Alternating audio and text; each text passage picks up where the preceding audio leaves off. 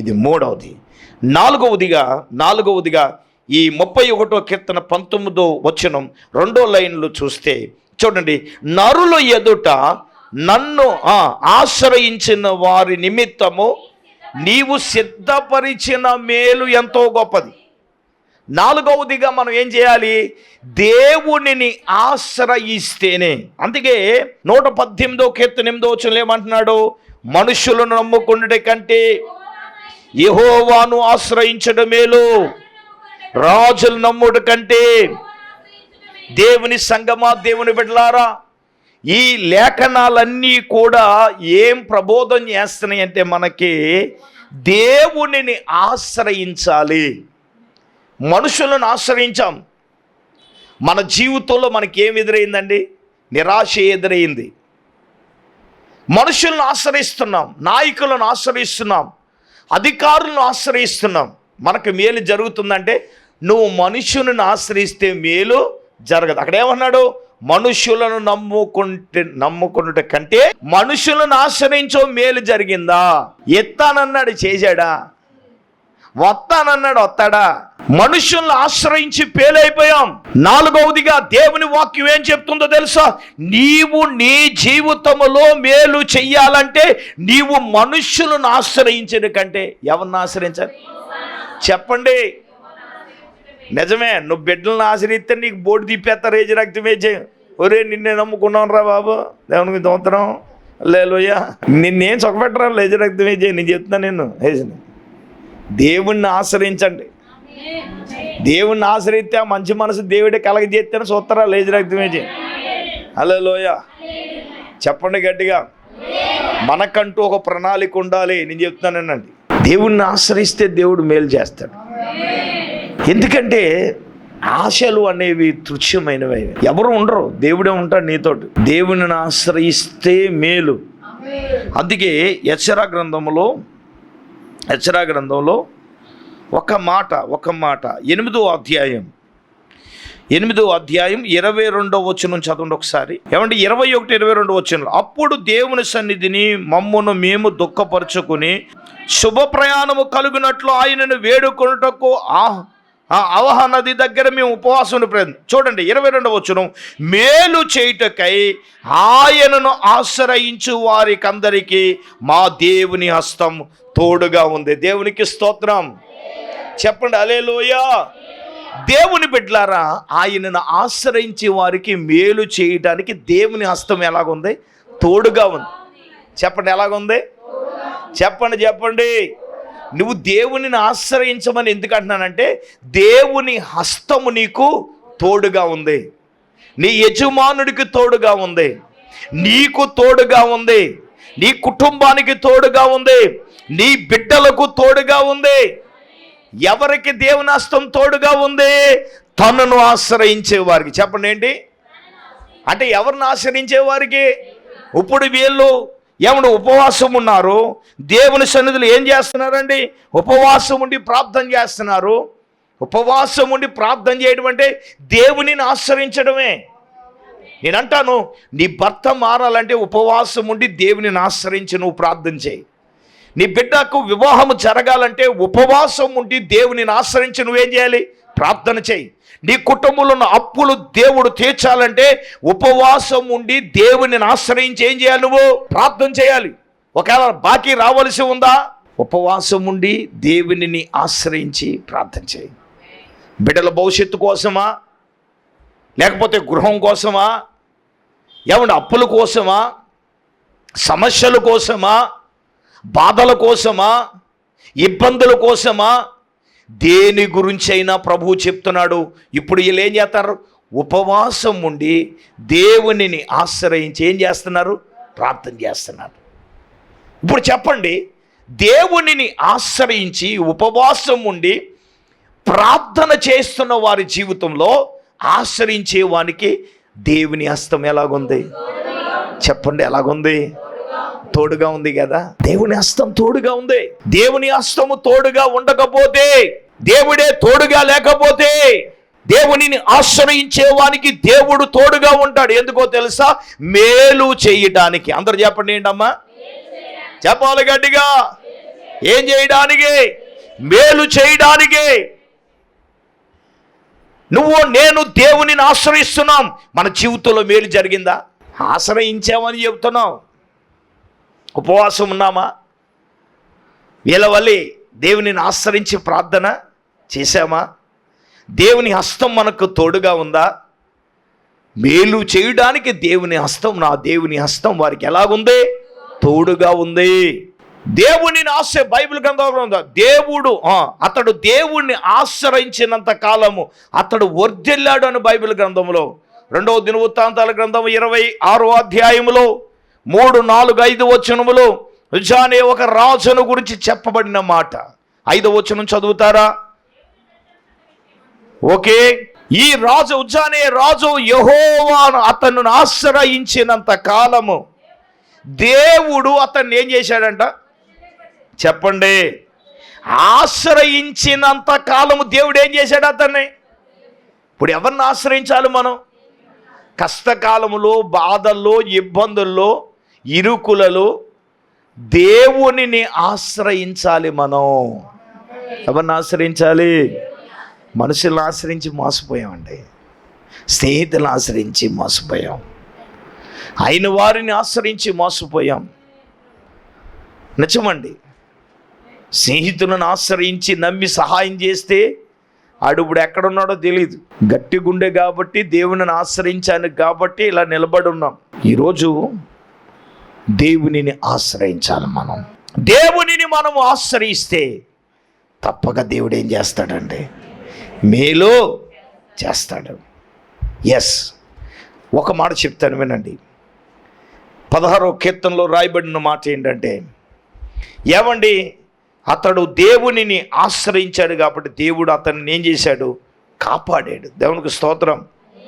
ఒకసారి మనం చూద్దామా? 5:11 వచనం. నిన్ను ఆశ్రయించు వారందరూ సంతోషించెదరు, నీవే వారిని కాపాడుదువు. దేవునిని ఆశ్రయించే వారినందరినీ కాపాడతాడు. దేవుణ్ణి ఆశ్రయించే వారందరూ సంతోషిస్తారు. ఆనందం. అక్కడ ఏం చేస్తారు? సంతోషిస్తారు. అందుకంటాడు కదా 34వ కీర్తన 10వ వచనంలో, సింహం పిల్లలైనా లేమి గలివి ఆకలిగొనును దేవునిని యెహోవాను ఆశ్రయించు వానికి ఆయన ఏ మేలు, చెప్పండి, ఏ మేలు కొదువై ఉండదు. ఎవరిని ఆశ్రయించిన వారికి? యెహోవాను ఆశ్రయించు వానికి ఏ మేలు కొదువై ఉండదు. నా ప్రియమైన వాళ్ళారా, ఇప్పటికి 4 విషయాలు చెప్పాను. మాట వింటే మేలు, ఆయన మార్గమును అనుసరిస్తే మేలు, 3 ఆయన యందు భయభక్తులు కలిగి ఉంటే మేలు, 4 ఆయనను, చెప్పండి, ఎవరిని ఆశ్రయించాలి మనం?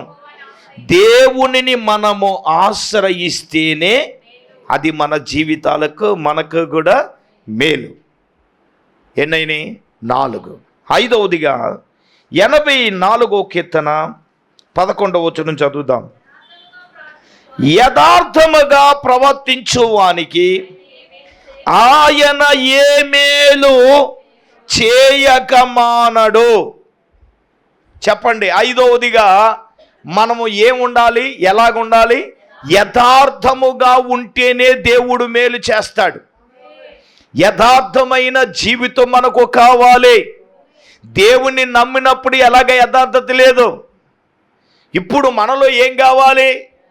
యథార్థంగా ఉండాలి, యథార్థమైన జీవితం కావాలి, మన మాటల్లో యథార్థత కావాలి.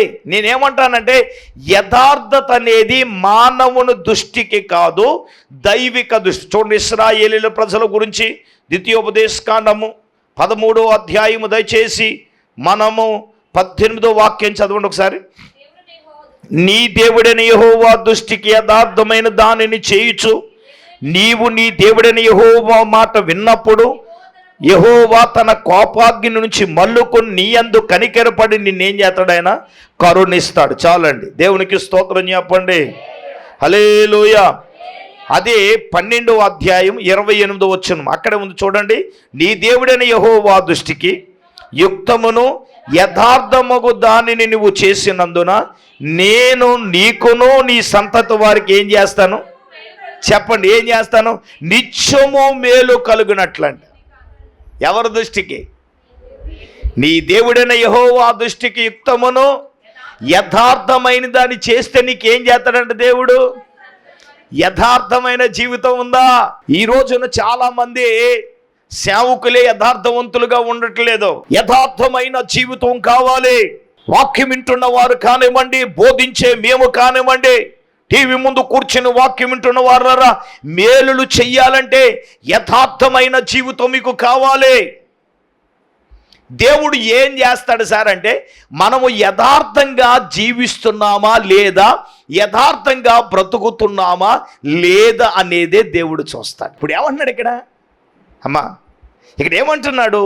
ఈ 12వ అధ్యాయం 28వ వచనంలో, నీ దేవుడైన యెహోవా దృష్టికి యుక్తమును యథార్థమైన దాన్ని నీవు చేసినందున నీకును నీ తర్వాత నీ సంతతి వారికి. అమ్మా ఏంటి? నీకు నీ తర్వాత ఎవరికి అంటే, నీవు యథార్థంగా ఉంటే నీకు నీ తర్వాత ఎవరికి? అమ్మ నీ సంతతి అంతా నీ పిల్లలకే కదా. మేలు చేస్తాడు చేయడా? అబ్రహామును బట్టి ఇస్సాకుకి చేయలేదా? ఇస్సాకును బట్టి యాకోబు చేయలేదా? యాకోబును బట్టి 12 మంది గోత్రాలకి చేయలేదా? యథార్థముగా జీవిస్తే మాటల్లో యథార్థత కావాలి, క్రియలలో యథార్థత కావాలి. అప్పగింపబడిన ఏ బాధ్యత అయినా మనం ఎలా చేయాలి? యథార్థంగా చేయాలి కదా. ఏదో దులుపుకుని పోవడం కాదు, యజ్రక్తమే చేయం. ఏమన్నా మేలు నువ్వు యథార్థం కూడా దేవుడు ఎందుకు మేలు చేయడం? నీ భర్త విషయంలో, నీ పిల్లల విషయంలో ఎందుకు చేయడు? ఎప్పుడు చూసినా ఏదో ఒకటే రోగమే కదా, ఎప్పుడు చూసినా ఏదో ఒకటి కదా. ఎప్పుడు బాగున్నారని నీ నోట వినపడింది. మరి యథార్థమైన జీవితం మనలో ఉన్నప్పుడు దేవుడు చేయడా అంటే మేలులు చేస్తాడు. దేవుని దృష్టికి యథార్థమైన దాన్ని చేయాలి. దేవునికి రాబడి అంతట్లు నువ్వేం చేయాలి? యథార్థంగా ఇవ్వాలి. నేను మైక్ పెట్టి చెప్తున్నానంటే యథార్థంగా నేను చేస్తున్నాను. నా ప్రభు ఎన్నో మేలులు చేస్తున్నాడు, ఎన్నో మేలులు చేస్తున్నాడు. యథార్థంగా ఉన్న యోబును దేవుడు ఒకవేళ సర్వము కోల్పోయిన 2 అంతల ఆశీర్వాదం యోబుకు దేవుడు ఇచ్చాడు కదా. యోబుకి ఇచ్చిన దేవుడు నీకు ఇవ్వడా?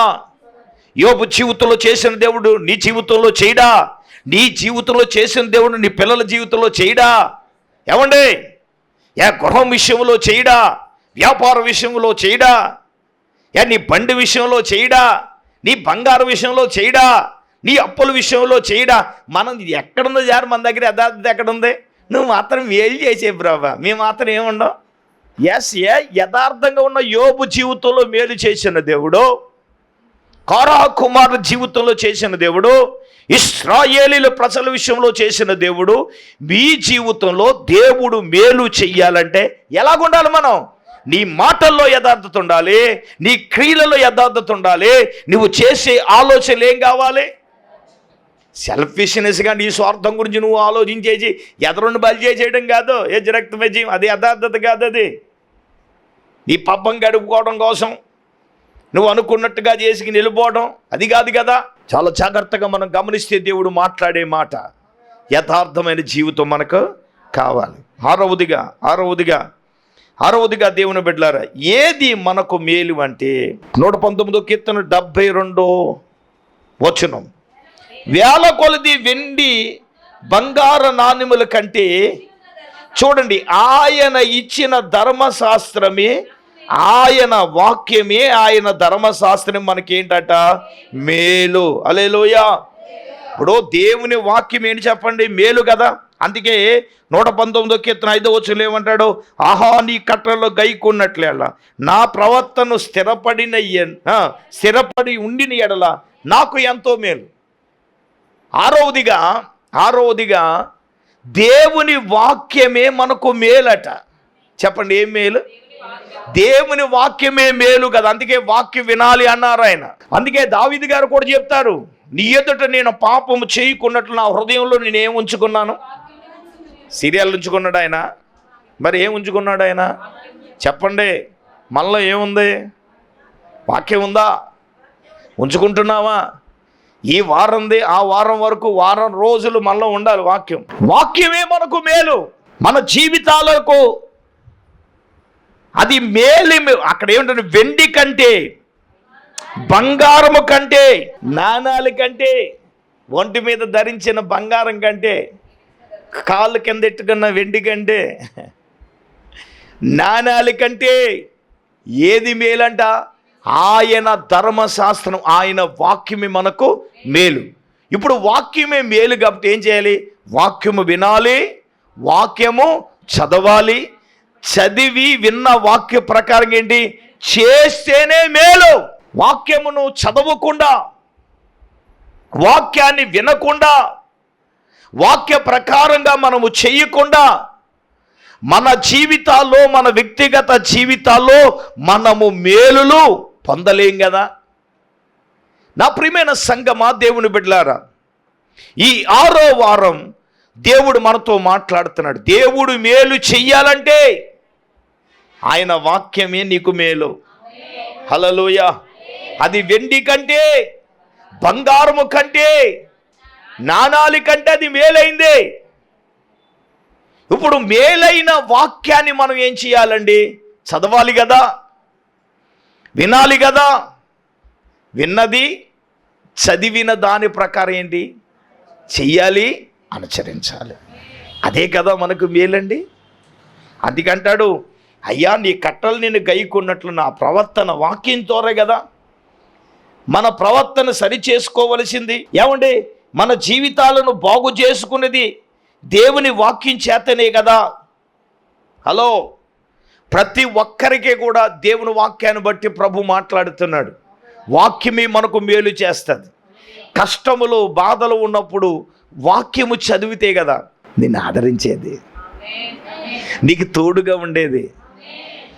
నేనున్నాను అని నిన్ను ధైర్యపరిచేది ఏంటి? దేవుని వాక్యమే కదా. దేవునికి స్తోత్రం. నేను చెప్తున్నాను, మనుషులు కఠిన హృదయులు, కఠినాత్మలు. కానీ దేవునికి అంత కఠిన హృదయం ఉండదు, కఠిన హృదయం ఉండదు. చెప్పడు, మనకులాగే దేవుని కట్టిపరిచేసుకుంటే అసలు మనం ఇక్కడ ఎవరో నిలబడం. మనకులాగే దేవుడు కనుక కట్టినపరిచేసుకుంటే ఎవరో నిలబడగల? ఇక్కడ ఎవడో నిలబడలేడు. వాక్యం చేత నేనేం చేస్తాడు? ఆదరిస్తాడు. దేవునికి స్తోత్రం. చెప్పండి గట్టిగా హల్లెలూయా. వాక్యమే నీకు మేలు చేస్తుంది. అందుకే అన్నారు ఆయన మొట్టమొదటి స్టార్టింగ్లో, అయ్యో నా వాక్యం విను, నా వాక్యం వింటే, నా మాట వింటే ఎంత మేలు. ఏమండి, వాక్యమే మేలండి. ఎస్, వాక్యం ఏ మేలు చేస్తుంది? ఆయన అన్నాడు, నీ వాక్యమే నన్ను బ్రతికిస్తుంది, నా బాధలలో నెమ్మది కలగజేస్తుంది అన్నారు. మళ్ళా బ్రతికించేది వాక్యం, మన బాధలలో నెమ్మదిని కలిగించేదేంటి? వాక్యమే మేలు కదా. ఎవరు తోడు ఉంటారండి? వాక్యం తప్ప ఎవరండి? వాక్యమే మేలు చేస్తుంది. మన జీవితాలలో మనకు మేలు చేసేది, ఆదరించేది దేవుని వాక్యమే. బిడ్డలు తోడుగా ఉండరు, కట్టుకున్నోడు తోడుగా ఉండదు, కట్టుకున్నది కూడా తోడుగా ఉండదు, పిల్లలు కూడా తోడుగా ఉండరు, స్నేహితులు తోడుగా ఉండరు, ఎవరు తోడుగా ఉండరు. తోడుగా ఉండేది, నీకు మేలు చేసేది దేవుని వాక్యమే. వాళ్ళ మీద అనవసరమైన మమకారం పెంచుకోకండి. ఖచ్చితం అది ఎవరైనా కానివ్వండి, మమకారం పెంచుకోవద్దు. పాస్ట్ వదిలేయాలి. దేవుని స్తోత్రం. దేవుని మీదే నీ మమకారం, దేవుని మీదే నీ ప్రేమ, ఆయన వాక్యం మీదే పెట్టుకుంటే ఆయన నీకేం చేస్తాడు? మేలు చేస్తాడు. ఖచ్చితం అది, అందులో ఏమాత్రం కాదు. నువ్వు దాని చేత దృఢపరుచుకున్నప్పుడు, టీచీగా నువ్వు చూసినప్పుడు ఎవరైనా నీ వెనకాల ఉండవలసిందే. దేవునికి స్తోత్రం. ఇప్పుడు మన మనుషుల మీద ప్రేమ పెంచుకుని వాళ్ళను సంతోషపెట్టడానికి చేసేటప్పుడు నీ జీవితంలో నిన్ను నిరాశపరిచినప్పుడు నీకు ఎంత బాధ వేస్తుంది? అదే ప్రేమ దేవుని మీద నువ్వు చూపిస్తే దేవుడు వదిలేస్తాడా? దేవుడు మేలు చేయకుండా వదిలేస్తాడా? ఇప్పుడు అందుకే యేసుప్రభువు వారు ఒక ఇంట కూర్చుని వాక్యం చెప్తున్నారు. ఈ లోపల ఆయన సొంత తల్లి అంత సొంత సహోదరుడు వచ్చారు. లోకాసువార్త 8వ అధ్యాయం 20-21 వచనాలు చూస్తే దేవుడు ఏమన్నాడో తెలుసా? అక్కడ ఉన్న వాళ్ళందరూ సొంత తల్లి వచ్చేసింది, సొంత తమ్ముడు వచ్చేసాడని పెద్ద అడావిడి చేస్తున్నారు. ఇప్పుడు ఆయన ఏమన్నారు? అప్పుడు ఆయన దేవుని వాక్యం విని దాని ప్రకారముగా జరిగించుచున్న మీరే కదా నా తల్లి, మీరే కదా. ఎవరండి వాక్యం విని?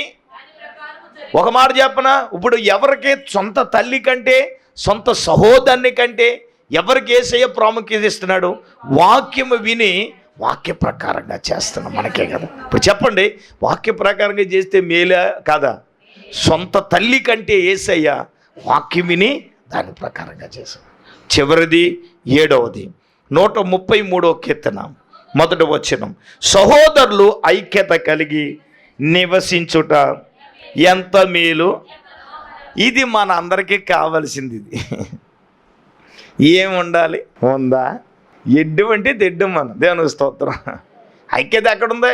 ఐక్యతతో మనం వెళ్ళాలనుకున్నప్పుడు ఏం చేయాలి?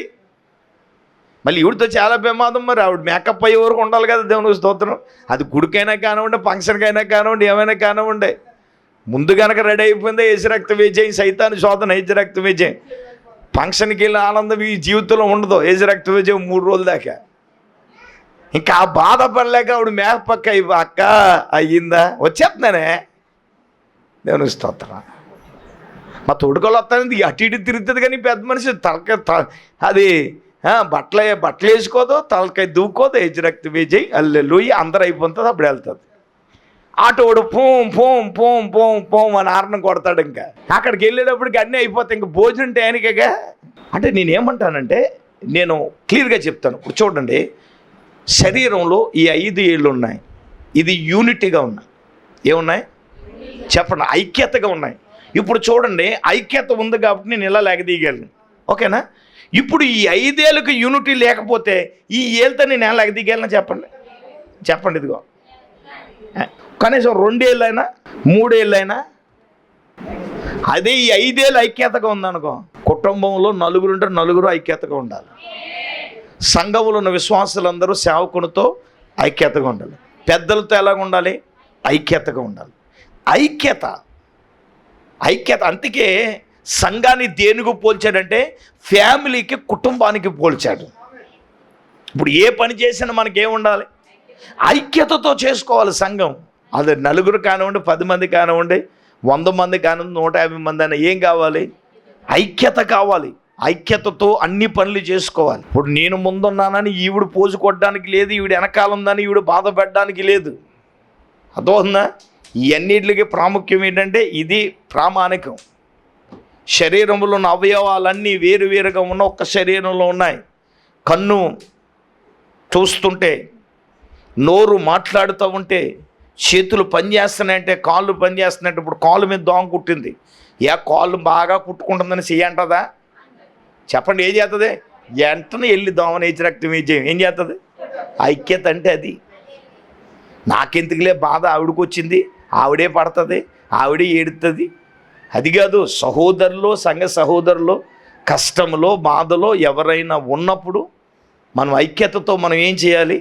చేయాలి. ఐక్యత అనేది చాలా ప్రాముఖ్యం. నేను ఈ మాట చెప్పినను ముగిస్తాను. నేను చదువుకున్న రోజుల్లో ఐక్యమత్యమే మహాబలం అనే పాఠం ఉండేది. అందులో ఒక తండ్రికి 3 కొడుకులు ఉన్నారు. ఒక రోజున తండ్రి వీళ్ళ ఐకమత్యం గురించి కొడుకులు నేర్పాలని 3 కట్టె మోపులు తెచ్చాడు. కట్టెల మోపులు అంటే పుల్లల మోపు తెచ్చి, ఒరే పెద్దోడా రారా అన్నాడు. పిలిచాడు. ఆడికి ఒక మోపు ఇచ్చాడు. ఒరే ఎరవరా అన్నాడు. ఆడు ఎన్నో ప్రయత్నాలు చేశాడు కానీ ఎరవలేకపోయాడు. రెండో వాడిని పిలిచాడు. ఆన కూడా ఎడవరా అన్నాడు. ఆడ కూడా ప్రయత్నం చేశాడు, ఎరవలేకపోయాడు. మూడో వాడు ఉన్నాడు, ఆడిని కూడా పిలిచాడు. కట్టెలు ఎర్రా అంటే వెళ్ళలేదు. నాన్న ఎరగలేకపోతున్నాడు. 3 కలిసి రండిరా అన్నాడు. వచ్చాడు. వాళ్ళకు ఒక కట్టెలు మోపిస్తే ఎరవనరా అంటే ఏం చేశారు? 3 కలిసి ఏం చేశారు? ఇప్పుడు తండ్రి ఏం చెప్తున్నారు? రే మీరు 3 ఎలాగ ఉండాలి? ఐక్యతతో ఉంటే మిమ్మల్ని ఎవడో ఏమీ చేయలేడు. మీరు 3 ఎలాగ ఉండాలి? ఐక్యమత్యంతో ఉండాలి. ఐక్యమత్యమే మహాబలం. మీరు ఐక్యత కూడా మీ మీదకి ఎవడొస్తాడరా? ఎవడు రాడు కదా. ఇప్పుడా ఎవరి కాళ్ళే ఏజనత్యమే, ఎవరి కాళ్ళే ఐక్యమత్యం ఎక్కడ ఉందండి? సంఘంలో కూడా అదే ఐక్యమత్యం కావాలి. కుటుంబంలో ఐక్యమత్యం కావాలి. సహోదరుల ఐక్యమత్యం అది ఎంత మేలు, ఎంత మనోహరం. ఐక్యతతోనే మేలు చేస్తాడు. అందరూ మోకరించండి, కళ్ళు మూసుకోనండి. మనం ప్రార్థన చేసుకుందాం. అందరూ మోకరించాలి, కళ్ళు మూసుకోవాలి.